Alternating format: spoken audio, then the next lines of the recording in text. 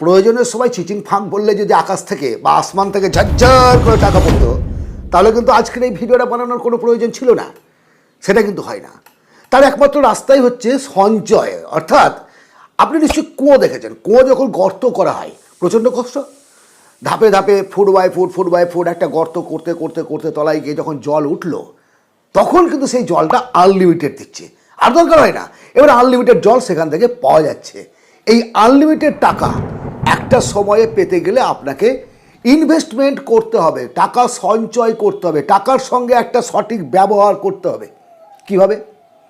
যেমনটা বললাম না, যে কুয়ো খোঁড়ার সময় একটা কষ্ট হয়, সঞ্চয়ের শুরুতে তেমন কষ্ট হবে। যারা বিগিনার্স, যারা ইনকাম শুরু করেছেন, তাদের জন্য আজকে বিশেষ করে এই ভিডিওটা। এবং অলরেডি যারা ইনভেস্ট করছেন, জীবনে চলছেন, তারাও দয়া করে কথাগুলো মন দিয়ে শুনুন। কারণ আমি আমার জীবনের শুরু থেকে যে যে পদ্ধতিগুলো অবলম্বন করেছি, মেনে চলেছি, তা আজকে খুব সংক্ষেপে আপনাদের সঙ্গে আমি শেয়ার করব। যদি জীবনে অর্থনৈতিক চিন্তামুক্ত থাকতে চান, আমরা প্রত্যেকেই চাই সেটা, যদি আবার কোন কথা, আমরা প্রত্যেকেই চাই যে আমরা একটু ভালো থাকবো, ভালো খাবো, সারা জীবন যেন টাকার পেছনে ছুটতে না হয়। একটা বয়স তো বাড়বে, আজকে 20, 22, 30, 35, 40 যত পরিশ্রম করতে পারছেন, দিন দিন কিন্তু আপনার এনার্জি কমবে, বয়সের ভার বাড়বে, ইনকাম কমবে। কিন্তু সেই সময়েও যদি ইনকাম সমানভাবে আপনার পকেটে আসতে থাকে, কত বড় শান্তির জায়গা। তাহলে কি করতে হবে? প্রথমে আমরা যে ভুলটা করি সেটা হচ্ছে স্যালারি পেলাম বা ইনকাম করলাম বিজনেস থেকে, যেখান থেকে করলাম, টাকার কোনো হিসেব নেই, খরচ করে ফেললাম। মাসের শেষে টাকা নেই, শুরুতে ডাকগাদা টাকা, মানি ব্যাগ ভর্তি, ফুলফিল, কিন্তু তারপরে দেখছি চিচিং ফাঁক, ছুচোর ডন, কিছুই নেই, সব ফাঁকা হয়ে গেছে। আমার একজন স্টাফকে আমি যে স্যালারি দেই যথেষ্ট, তারপরেও হঠাৎ করে মাসের শেষে 20-25 তারিখ আসতে না আসতে, স্যার একটু অ্যাডভান্স দিন না। অ্যাডভান্স দিলাম। সে কয়েক মাস কাজ করার পর আমার জায়গা থেকে ছেড়ে চলে গেল। যখন ছেড়ে গেল, সামনের চায়ের দোকানে 6,000 টাকা ধার। তার যে আমার যে অন্য স্টাফগুলো আছে, তাদের কারো কাছে 500, কারো কাছে 700 টাকা করে ধার করেছে। কী করেছে? জগলেছে না, খরচের কোনো রকম তার কাছে হিসাব ছিল না। আপনি যখন ইনকাম করলেন, ইনকামের 20% টাকা আপনি সেভ করুন, অটো সেভ মোডে রাখুন। ব্যাংকে সেভিংস অ্যাকাউন্ট খুলে রেখেছেন, সেখান থেকে অটোমেটিক্যালি যেন আরডি, এফডি বিভিন্ন জায়গায় মাসে মাসে মাসে মাসে কেটে নেয়, এমন একটা সিস্টেম কোড। আপনাকে যেতে হবে না। এত চঞ্চলতা আমাদের মস্তিষ্কের মধ্যে আছে, আলাদা করে আবার জমা দিতে যাবো, এ হয় না, পরে দেবো, এই মাস না পরের মাস। অটো সেভ মোডে করে রাখুন, অটো সেভ মোডে। এবার আপনি আমাকে বলুন যে গত মাসে আপনি ক টাকার পেট্রোল কিনেছেন, গত মাসে আপনি আপনার পরিবারের জন্য কত টাকা খরচ করেছেন, গত মাসে আপনি বিয়ে বাড়ি, অনুষ্ঠান বাড়ির জন্য কত টাকা গিফট কিনেছেন, হাত খরচ কত করেছেন, এখানে ওখানে ঘুরতে যাওয়া ইত্যাদির জন্য কত খরচ করেছেন। অধিকাংশই বলবে না, জানি না। কারণটা কি? খরচ করেছে, আমি বলছি না অপচয় করেছে, কিন্তু কোন খাতে কত টাকা খরচ করেছে সে জানে না। এর ফলে কী হচ্ছে? কোথাও একটু নিয়ন্ত্রণ করা যেত, কোথাও নিয়ন্ত্রণ করা যেত। আমি আমার লাইফে দেখেছি, আমি যখন হিসেব শুরু করলাম, ভাবতাম যে আমি হয়তো রেস্টুরেন্টে যাচ্ছি, বাইরে ঘুরতে যাচ্ছি, এর জন্য আমার বেশি খরচ হয়ে যাচ্ছে। না, আমি দেখছি আমি সবচেয়ে বেশি খরচ করেছি ওই মাসে পেট্রোলে, ট্রাভেলিংয়ের জন্য, গাড়ির জন্য তেল ভরে আমি খরচ করেছি সবচেয়ে বেশি। তারপরে কী হলো? আমার জায়গাটাই বুঝতে পারছি, টাকা কোন গোয়াল দিয়ে, কোন ফাঁক দিয়ে, কোন মানিব্যাগের ছিদ্র দিয়ে বেরিয়ে যাচ্ছে, সেটা যদি আপনি বুঝতে পারেন, অটোমেটিক্যালি আপনি সুন্দরভাবে সেখানে সেভ করতে পারবেন। সুতরাং দ্বিতীয় রুলস হচ্ছে আপনাকে একটা বাজেট তৈরি করতে হবে। আর বাজেটের যে খরচ, তার যে রুলস, আমি বিভিন্ন ভিডিওতে এটা বলেছি, পৃথিবীর স্বীকৃত একটা নিয়ম, সেটা হচ্ছে 50:30:20 রুলস। অর্থাৎ সংসার খরচ যেটা নিড, আপনার বাড়ির ইলেকট্রিকের বিল, খাবারের খরচ, পোশাক আশাক, ওষুধপত্র, বাবা অসুস্থ তার জন্য আপনাকে চিকিৎসা করাতে হচ্ছে, এই বিলগুলো আপনি কমাতে পারবেন না। তাহলে আয়ের 50% থাকবে ওইটা, আয়ের 50%। প্রতিদিন খাসির মাংস খেতে হবে, দ্যাটস নট এ ম্যাটার। আপনার যেমন আয় আপনি তেমন চলুন, বাটা মাছ খান, কিন্তু আপনার জীবনের প্রথম দিকে একটা বাজেট তৈরি করে আপনাকে কষ্ট করতে হবে। 30% আপনার শৌখিনতার জন্য। হ্যাঁ, আপনি ঘুরতে যাবেন, আমি বলছি না যে বন্ধু বান্ধবের সঙ্গে বসবেন না, আড্ডা মারবেন, সমস্ত কিছুর জন্য 30% কিন্তু রেডি যান। শুধু তাই নয়, এবার আপনি একটা মোবাইল কিনবেন 30%-এর মধ্যে, গাড়ি কিনবেন, মোবাইল, আমরা শৌখিনতার জিনিস তো এটা তো নিড নয়, এটা ওয়ান্ট। এই ওয়ান্টের জন্য আপনি 30% রাখুন। একদিনে যদি না হয় 2-3 মাস ওয়েট করুন, ভুল করবেন না ওই ছেলেটার মতো, বিমলের মতো, অমলের মতো। কেন? 20,000 টাকার স্যালারি, 1,500 টাকার ফোন, 1.5 লাখ টাকার ফোন, 20,000 টাকার স্যালারি, 3 লাখ টাকার বাইক, ইএমআই কিনে বসে আছে সব কিছু। জাতাকলের মধ্যে পেশা যাচ্ছে, জাতাকলের মধ্যে। ইএমআই শুধুমাত্র ইন্টারেস্ট নেই না, ইএমআই আপনার মস্তিষ্কটাকে একেবারে একেবারে খোকলা করে দেয়, রাতের ঘুম হারাম করে দেয়। চিন্তা করতে হবে বিষয়গুলোকে। তাহলে একটা ভালো বাজেট তৈরি করুন।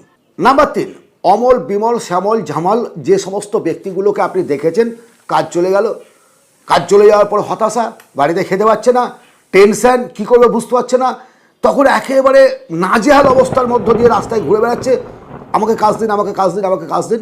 যে কোনো একটা কাজ, যে কোনো একটা কাজ, মানে কি হয়, একটা সংসার চলছে, রানিং খরচ, হঠাৎ করে ইনকাম বন্ধ হয়ে গেল।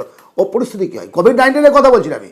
একটা কোম্পানি বন্ধ হয়ে গেল, আপনাকে ছাড়িয়ে দিল যে কোনো কারণে, ভালো লাগলো না, ভুল বুঝে আপনাকে ছাড়লো, আপনি দাঁড়াবেনটা কোথায়? যদি ওই যে বলো অমল বিমলের মতো অবস্থা না করতে চান, একটা এমার্জেন্সি ফান্ড রাখুন। আমি বহু ভিডিওতে বলেছি এমার্জেন্সি ফান্ড, এগুলো কিন্তু প্রথমে বলেছি, প্রথমে এই দিকে করুন। প্রথমে আমরা অমুক অমুক ইনভেস্ট ইনভেস্ট ইনভেস্ট এই করতে গিয়ে আমাদের লাইফটাকে শেষ করে দেয়। আমার কাছে এমার্জেন্সি ফান্ড নেই, এবারে আমি দাঁড়াবো কোথায়? অন্ততপক্ষে 6 মাস বা 1 বছরের সংসার খরচ, যেটা আপনার সংসারে যে খরচটা হয়, সেই লিকুইড মানি আপনার কাছে থাকতে হবে। একটা সেভিংস অ্যাকাউন্টে ফেলে রাখুন বা এফডিতে ফেলে রাখুন। এফডিতে ভালো, কারণ সেভিংসে তো কোনো ইন্টারেস্ট নেই, একদম কম ইন্টারেস্ট। আপনি এফডি করে রাখলেন, যেন আপনার নিয়ন্ত্রণ থাকে, যখন ইচ্ছা আপনি পাবেন। তাহলে আপনার হাতে যদি এমার্জেন্সি ফান্ড থাকে, হঠাৎ কাজ চলে গেল, হঠাৎ অসুস্থ হয়ে পড়লাম, 3 মাস আমি ইনকাম করতে পারছি না, সেই 3 মাস আমাকে ভিখারির মতো দরজায় দরজায় ঘুরে বেড়াতে হবে না। আমি আমার এমার্জেন্সি ফান্ড থেকে আমার পরিবারটাকে সামলে নিতে পারবো। আবার যখন ইনকাম শুরু করলাম, এমার্জেন্সি ফান্ডটাকে আবার ফুলফিল করে দিলাম। ওটা টেনশনের কোনো কিছু নেই। 6 থেকে 1 বছর টাকা আপনাকে রাখতে হবে প্রথম দিকে, তারপরে অন্যদিকে আপনি হাত বাড়াবেন। তার সঙ্গে সঙ্গে যদি সম্ভব হয়, যদি না, অবশ্যই করতে হবে একটা টার্ম ইন্স্যুরেন্স। টার্ম ইন্স্যুরেন্স কী সেই বিষয়ে ভিডিও আছে। একটা হেলথ ইন্স্যুরেন্স, কেন হেলথ ইন্স্যুরেন্স করতে হবে এই বিষয়েও আমি অলরেডি বলেছি, আজকে আর বলবো না। তাহলে কী হলো? প্রথমে আপনি যেটা করলেন সেটা হচ্ছে একটা ইনকামের বাজেট তৈরি করা। পে ইউর সেলফ ফার্স্ট, নিজেকে আগে সেভ করা, 20% টাকা সেভিং করলেন, বাজেট তৈরি করলেন, এমার্জেন্সি ফান্ড তৈরি করলেন, টার্ম ইন্স্যুরেন্স করলেন, এইবার আপনি হেলথ ইন্স্যুরেন্স করলেন। লাস্টলি আপনি যেটা করবেন সেটা হচ্ছে এবার আপনি ইনভেস্টে যান। টাকা ডাকার বাচ্চা দেবে, ছোটোভাবে ছোটোভাবে শুরু করুন। 500 টাকা, 1000 টাকা দিয়ে। আপনি যেহেতু ইনভেস্টের জগতে নতুন, আমরা এতদিন পর্যন্ত আমাদের বাপ ঠাকুরদা যা করে এসছে, ব্যাংকে টাকা রেখেছে, সেভ করেছে, বড় জোর জমি কিনেছে, হাতের কাছে মাঠের জমি যেগুলো আছে। কিন্তু বর্তমান সময়ে গোল্ড, ল্যান্ড, প্রপার্টি সমস্ত জায়গায় ইনভেস্ট করা যায়, সে বিষয়ে আমরা অন্য ভিডিও করব। কারণ আপনি এখন সবেমাত্র ইনকাম শুরু করেছেন, সেক্ষেত্রে আপনি 500, 1000 একটা ছোট্ট অঙ্কের কিছু ইনভেস্ট শুরু করুন। কোথায় ইনভেস্ট করবেন? সিপে বা মিউচুয়াল ফান্ডে। একদম পরিষ্কার কথা, ছোটোভাবে কিন্তু বলেছি, কারণ লস হবে না এমন কোনো কথা নেই। লং টার্মের জন্য রাখুন, সম্ভবত অনেক কম, আপনি লস করবেন না। একটা ভালো অঙ্কের টাকা আফটার 15 ইয়ার্স বা আফটার 20 ইয়ার্স আপনি পাবেন। লং টার্মের জন্য 15-20 বছরের জন্য টাকা আপনি ইনভেস্ট করতে থাকুন মাসে মাসে। সেটাও আপনি করে রাখবেন অটো সেভ মোডে। ব্যাংকে গিয়ে ডিম্যাট অ্যাকাউন্ট খুলে সেখান থেকে অটোমেটিক্যালি প্রতি মাসে মাসে আপনি যারা দেবেন সেটা কেটে নেবে, আপনার টেনশন নেই। এবং ছোটো অঙ্কের, যাতে লস হলেও আপনার গায়ে না লাগে। লস তো হবে না, তারপরেও বলছি আমি, যদি এই জিনিসটা আপনি করতে পারেন, তাহলে দেখবেন একটা সময়ে আজকের এই কুয়োখোড়ার মতো প্রথম দিকের কষ্ট হলেও, ঘাম ঝরলেও, একটা সময় আসে নিশ্চিন্তে আড্ডা মারতে পারবেন, নিশ্চিন্তে গল্প করতে পারবেন, এখানে ওখানে ঘুরে বেড়াতে পারবেন, সমস্ত কিছু আপনার ফ্রিডমের মধ্যে থাকবে। এবং প্রথম থেকে যদি আপনি শুরু করেন, তাহলে আপনি 40-এর মধ্যে গিয়ে দেখবেন একটা ফ্রিডম পেয়ে গেছেন। আপনি ইনকাম বাড়ান, ইনকাম বাড়তে থাকলে আপনি একটা সময় কোটি কোটি টাকার মালিক হয়ে যাবেন। কিন্তু তার আগে যেটা দরকার, নিশ্চিন্তে ঘুমোনো, কোনো ট্র্যাপের মধ্যে পড়তে যাবেন না। বন্ধু আত্মীয় যে কেউ হোক, ওইটা এই কর, অমুক কর, অমুক জায়গায় ইনভেস্ট কর, দ্রুত বড়লোক হওয়ার চক্করে পড়ে একটা ফালতু জায়গায় ইনভেস্ট করে দিলেন, টাকা সব চলে গেল, চুলে বলে সব চলে গেল, আবার টাকা হয়ে গেল, সম্মান হয়ে গেল, রাতে ঘুমও গেল, সবই গেল। এইসব যেন করতে না হয়। পরিষ্কার কথা, আপনার জীবনটাকে আপনাকে নিয়ন্ত্রণ করতে হবে ভাই। সবচেয়ে বড় কথা হচ্ছে যে আপনি আপনার যেটা সুবিধা, যেটা আপনি বোঝেন, সেই জায়গায় ইনভেস্ট করবেন। কিন্তু এই 5টা নিয়ম আপনাকে মানতেই হবে, মেনে চলতেই হবে। এই কথাগুলো অত্যন্ত সস্তা মনে হলেও অত্যন্ত মূল্যবান, অত্যন্ত গুরুত্বপূর্ণ। যারা আজকে প্রতিষ্ঠিত, তারা প্রত্যেকে এই নিয়মগুলো মেনে চলে। আপনি তাদের স্টাডি করুন, বুঝতে পারবেন। আজ এই পর্যন্ত।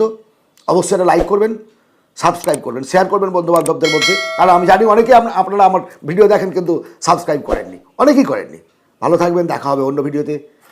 ধন্যবাদ।